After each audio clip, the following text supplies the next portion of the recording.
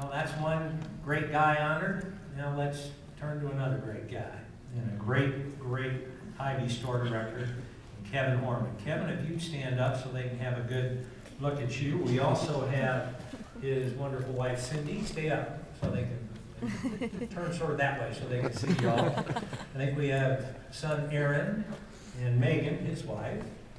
Thank you both for being here. And also son Andrew. And we're really proud to have all of you here. Is that everybody? Everybody. Yep. Thanks for coming. Thanks.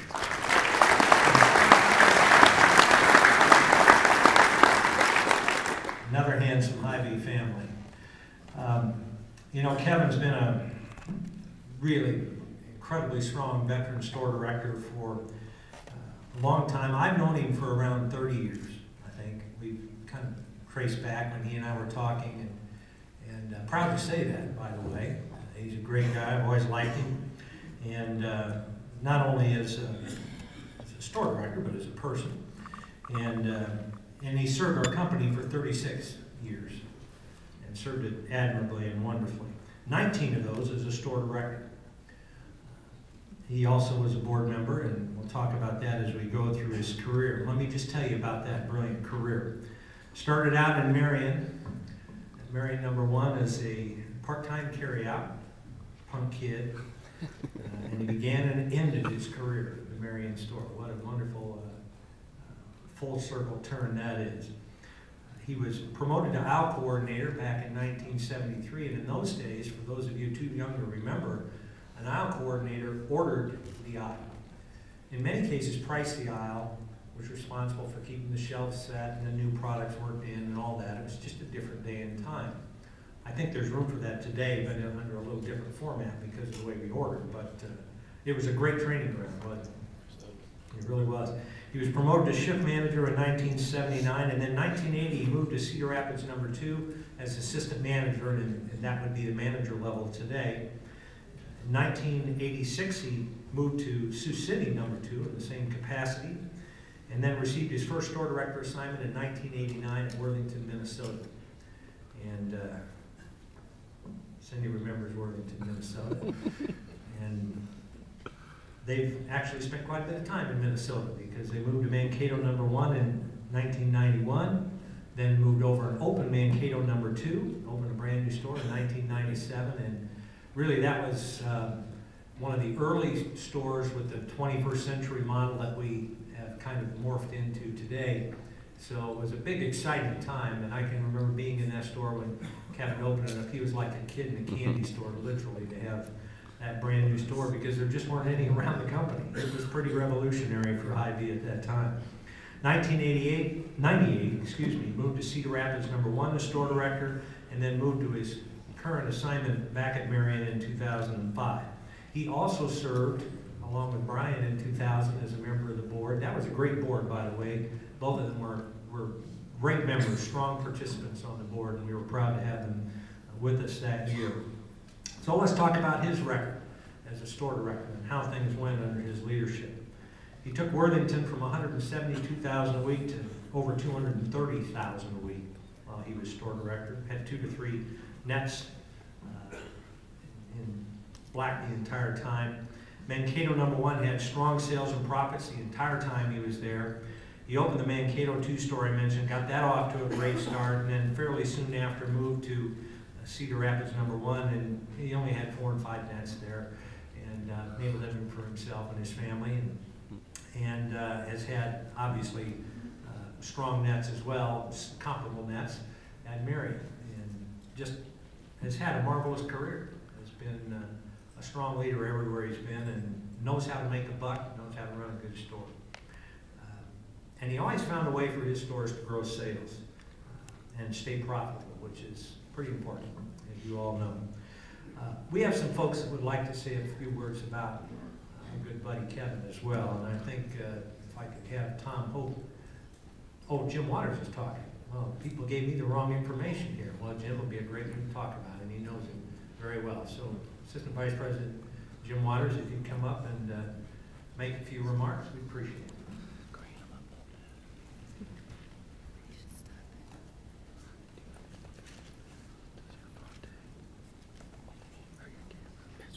Good morning. Congratulations, Kevin, Cindy, Aaron, Andrew, your entire family. I'm really honored to be able to give some comments about Kevin, but I also do it with very mixed emotions. We've gone back a long ways together. Most people probably don't realize that. But Kevin and I were assistants together when Sioux City only had 2 stores. And so we formed a relationship then, and we've kept it all along these years. And our families have been very close. Matter of fact, we even took vacations together. One of those trips we took together I want to share with you, simply because it will relate to some of the comments I'm going to make. We ended up taking a trip, Kevin and Cindy and Carol and myself, we took a trip to Vegas together and had a very good time. Did the normal things of, you know, seeing some of the shows and checking out Hoover Dam and stuff. But one particular evening, Cindy's had a cousin who was a pit boss down there. And he decided he was going to take us out and teach us how to play craps. You know, none of us had ever played craps before. We were going to learn how to play craps. Well, to say we got lucky is an understatement. We played for over 3 hours, and it was so crowded around our table we could barely put bets down on the table because everybody wanted to get on our table because we were the hot spot. Well, that night had a great night. The next morning, Kevin and I got up, we were bright and early, and we thought, well, we got this game mastered. So we went down to the casino, and within 15 minutes, we had lost over $80 apiece, and at that time, $20 was a lot of money. We had lost over $80 within 15 minutes. So we realized that we probably shouldn't gamble on something that we really don't know a lot about or don't know enough about. Now, I won't say that Kevin hasn't stopped gambling and isn't a risk taker. He's always been a great risk taker, and that's probably why we had such a successful career. In fact, he's had 2 real strong risks that he's taken. The first one, he married a fellow Hy-Vee employee, Cindy, and she's become his soulmate and his right-hand person his entire life, and he's very proud of her too. He's also had some great dividends that came out of that risk-taking. And his 2 risks that came out of it, his dividends that came out of it, was his 2 sons, Aaron and Andrew. And I can tell you personally, those are Kevin's top priorities, even more so than Hy-Vee. It's hard to believe. His whole life is his 2 boys.